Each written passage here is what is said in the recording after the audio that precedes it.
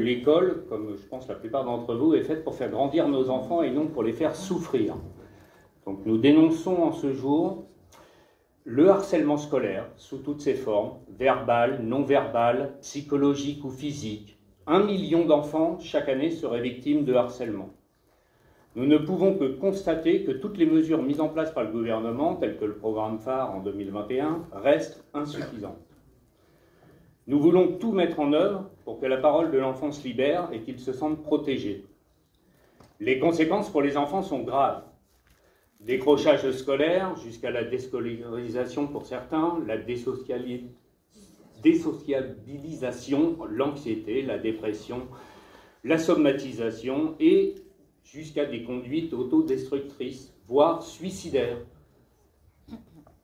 L'actualité nous rappelle régulièrement que Lucas, 13 ans, Chanel, 12 ans, Ambre, 11 ans, Lindsay, 13 ans, ont décidé de mettre fin à leur souffrance.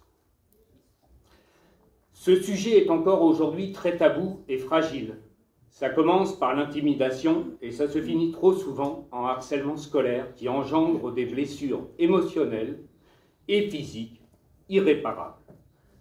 On minimise trop souvent la parole de l'enfant en souffrance face au harceleur. L'éducation nationale et toutes ses institutions portent trop souvent des œillères.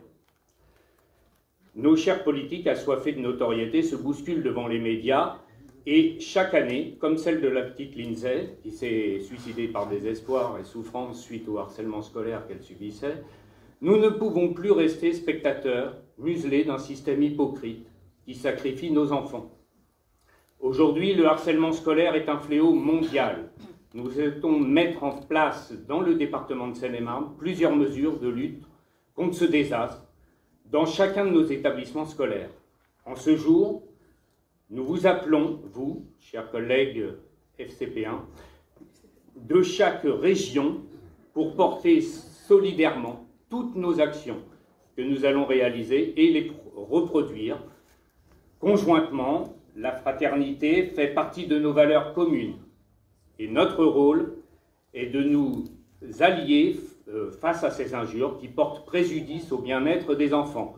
Nous sommes tous engagés et militants. Notre cohésion dans nos actions communes sera notre force.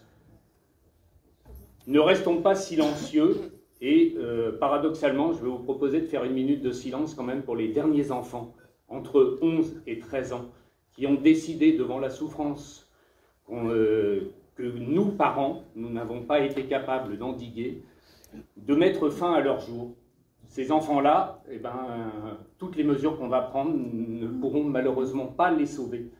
Alors je pense qu'on leur doit, au moins par respect, une minute de silence. Non, merci.